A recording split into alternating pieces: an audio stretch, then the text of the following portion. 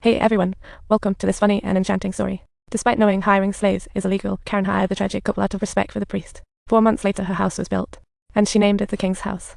However, Dirksinkel at Hold Manor found out about Karen's house in the wasteland, since the entire area was his. Although Dirksinkel wasn't in the wild, he wouldn't let anyone touch it, fearing status loss.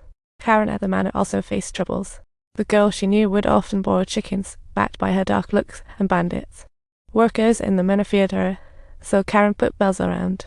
Just as Barbara was about to do laundry, she spotted 2 figures approaching from afar, immediately recognizing Major Prickler. Obviously, they were sent by Dirksinkel, so Erickson and Barbara quickly hid. Luckily, Major Prickler wasn't looking for them. He was sent to invite Karen to dinner at Hold Manor, and to avoid angering someone she couldn't afford to mess with, Karen had no choice but to agree.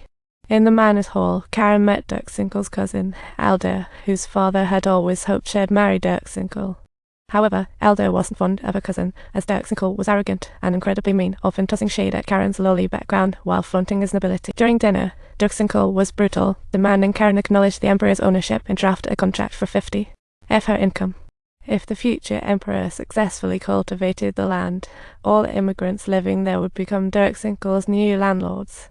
Before Karen could leave the castle, Elder unexpectedly helped Karen sign, amazed to see someone daring to stand up to her cousin. After some casual chit-chat, Elder even invited Karen to the Harvest Festival next month and gifted her a handkerchief.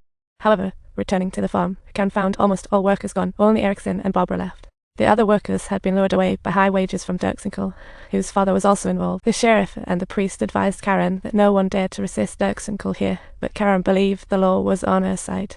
Later, the butler personally investigated Karen and found she only had $100 left of her veteran pension. If no one helps Karen cultivate the land now, once winter arrives, she will surely sign. Hearing this, Dirksinkel looked quite pleased and sent a little man to Karen. This was meant to mock Karen's low status. That night, he hid in the shadows and grabbed the little girl as she came to steal food.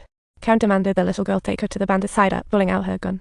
After a bit of intimidation, the little girl finally gave in. The next morning, Karen followed the little girl's lead to the bandits' lair, only to discover they were actually a group of wandering Romani. Seeing the little girl bring Karen to their hideout, all the Romani became suspicious.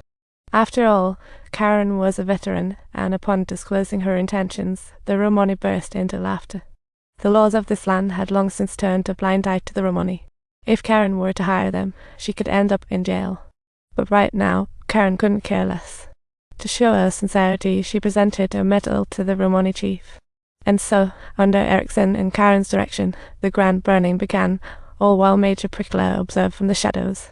That evening, everyone celebrated with drinks. The little girl danced excitedly for Karen, tossing a red string tied stick in front of her. If Karen picked up the stick, she would become a member of the little girl's clan. Upon realizing this, Karen fell silent for a moment. She didn't want to get too involved with the little girl for now. Looking at the stick on the ground, the little girl seemed to feel a twinge of sadness.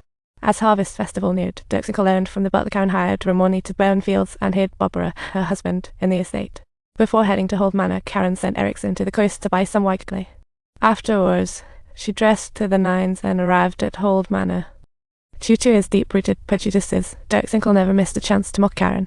He ridiculed Karen for the comical appearance of her wig, insisting that she wear another one he had prepared in advance. Just as everyone was fermenting, a dimwit approached Karen. Miss Elder was waiting for her by the river. So, Karen met Miss Elder by the river, who actually wasn't fond of Dirksinkel. She liked Karen, but Elder's money-hungry father agreed to the marriage if Karen cultivated the land. They made a simple agreement. Little did they know that Dirksinkel would send his men to capture Erickson.